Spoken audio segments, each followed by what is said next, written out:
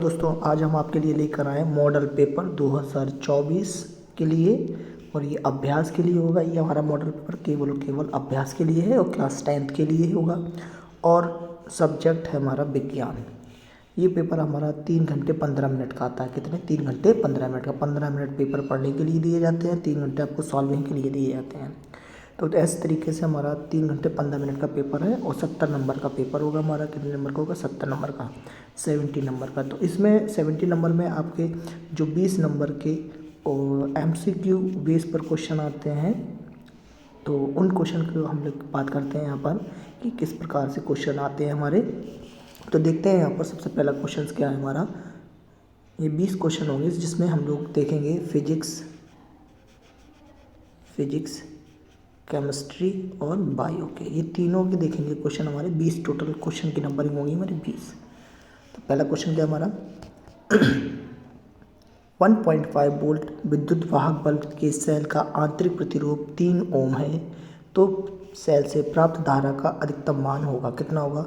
1.5 A, 0.5 A, 3.0 A, 3.0 MA। तो इसका right answer क्या हो जाएगा भाई? राइट आंसर इसका क्या हो जाएगा? 0.5 A। राइट आंसर इसका बी हो जाएगा। चलिए अगला प्रश्न देखते हैं। अगला प्रश्न क्या है हमारा एक अवतल लेंस की फोकस दूरी 5 मीटर है, 5 m है। इसकी क्षमता क्या होगी? 0.2D minus 0.2D, 2.0D, 5.0D, यानी कि D मतलब डायोप्टर। इसका राइट आंसर क्या हो जाएगा? इसका राइट आंसर हो जाएगा बी। राइट आंसर हो जाएगा माइनस 0.2D, यानी कि डायोप्टर। अगला प्रश्न क्या रहा है हमारा? अगला प्रश्न है आपके घर की टीवी में एक LED इंडक्टर लगा है जो 0.75 B एवं 100 MA पर कार्य कर रहा है। इसकी शक्ति क्या होगी? तो इसकी शक्ति क्या होगी? 75 MAW, 100 MW, 0.75 MW, 7.5 MW। तो इसका राइट आंसर क्या हो जाएगा? तीसरे का राइट आंसर हो जाएगा हमारा 75 MW, यानी कि ए राइट आंसर हो जाएगा। अगला प्रश्न क्या है हमारा? अगला प्रश्न कह रहा है प्रकाश का वेग निम्न में किस माध्यम में सबसे अधिक होता है? प्रकाश का वेग किस माध्यम में सबसे अधिक होता है पूछ रहा है आपसे। तो ए वायु, बी जल, कांच, निर्वात। तो किसमें होगा? राइट आंसर हो जाएगा मतलब डी, निर्वात में। राइट आंसर क्या हो जाएगा? डी, निर्वात में। अगला प्रश्न क्या है हमारा? अगला प्रश्न क्या रहा है हमारा समतल दर्पण की फोकस दूरी है। तो समतल दर्पण की फोकस दूरी क्या है? 0, अनंत, 25 सेंटीमीटर, माइनस 25 सेंटीमीटर। तो ये राइट आंसर क्या हो जाएगा हमारा? इसका 5 का राइट आंसर क्या हो जाएगा भाई बताइए?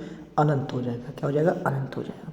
अगला क्या है हमारा? अगला प्रश्न क्या रहा है हमारा अंतरिक्ष यात्रियों को आकाश दिखाई देता है। अंतरिक्ष यात्रियों को आकाश दिखाई देता है कैसा?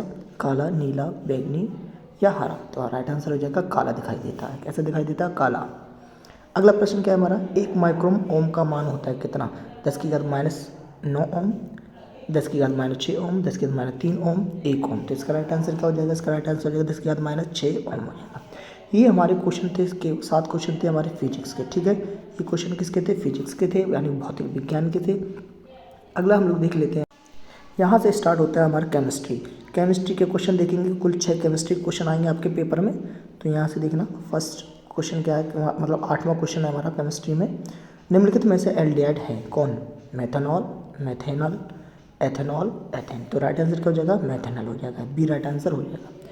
अगला प्रश्न है हमारा, अगला प्रश्न है थोड़ा सा मैं इसको H2SO4 के जलीय विलयन का pH मान होता है, यानी कि H2SO4 क्या है हमारा? अम्ल है। इस अम्ल का pH मान, जलीय विलयन का pH मान पूछ रहा है आपसे। 0 होता है, 7 से कम होता है, 7 होता है या 7 से अधिक। तो कितना होता है? 7 से कम होता है। एक चीज़ मैं आपको यहीं पर बता दूं, अगर आपसे अम्ल का पूछेगा तो आप बताएंगे 7 से कम, 7 से कम pH मान बताएंगे। ठीक है, अगर आपसे क्षारक का पूछता है या क्षार का पूछता है, ठीक है, तो आप बताएंगे 7 से अधिक। क्या बताएंगे? 7 से अधिक होता है pH मान क्षारक का। ठीक है ना। अच्छा, अगर आपसे पूछता उदासीन में होता है 7। कितना होता है? 7। अगर किसी का pH विलयन 7 है तो वो कैसा होगा? उदासीन होगा। अगर किसी विलयन का pH मान 7 से अधिक होता है तो वो क्या होगा? क्षारीय होगा। अगर किसी का pH मान जो है 7 से कम हो तो कैसा होगा? अम्लीय होगा। तो यहाँ पर हम लोग क्या पूछ रहे हैं? H2SO4 क्या एक अम्ल है, तो अम्ल का pH मान पूछ रहा है, तो अम्ल का pH मान क्या होगा? 7 से कम होगा। चलिए राइट आंसर हो गया बी। अगला प्रश्न क्या कह रहा है हमारा, अगला प्रश्न है हमारा, निम्नलिखित में से कौन सी धातु अम्ल से हाइड्रोजन विस्थापित नहीं करती है? तो कौन सी नहीं करती है? Fe, zinc, Mg, Co। तो इसका राइट आंसर क्या हो जाएगा? सी हो जाएगा, यानी कि डी राइट आंसर हो जाएगा। चलिए अगला देख लेते हैं। अगला प्रश्न क्या हमारा, निम्नलिखित में से कौन सा एक भौतिक परिवर्तन नहीं है? तो कौन सा भौतिक परिवर्तन नहीं है? ए, जल के क्वथनांक पर वाष्प जलवाष्प में बदलना, बी, बर्फ का पिघलना, सी, जल में लवण का घुलना, या डी, एलपीजी का दहन। तो इसका राइट आंसर डी हो जाएगा, एलपीजी का दहन ये जो है भौतिक परिवर्तन नहीं है।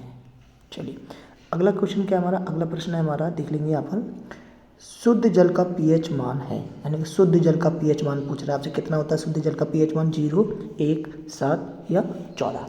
तो इसका राइट आंसर क्या हो जाएगा? हमारा राइट आंसर हो जाएगा 7, यानी कि 7 हो जाएगा। अच्छा ये 7 है तो कैसा हो रहेगा? उदासीन होगा। ये कैसा होगा?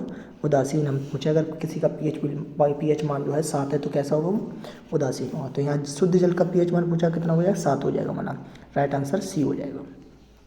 अगला प्रश्न क्या है? अगला प्रश्न है हमारा, यहाँ देख लेते हैं थोड़ा सा, बहते हुए रक्त को रोकने में उपयोगी यौगिक, यानी कि जो बहते हुए रक्त को रोकने में उपयोगी यौगिक पूछ रहा है कौन सा होता है? खाने का सोडा, औषाधर, धावन सोडा, फिटकरी। क्या हो जाएगा? फिटकरी हो जाएगा, यानी कि इसका राइट आंसर क्या हो जाएगा?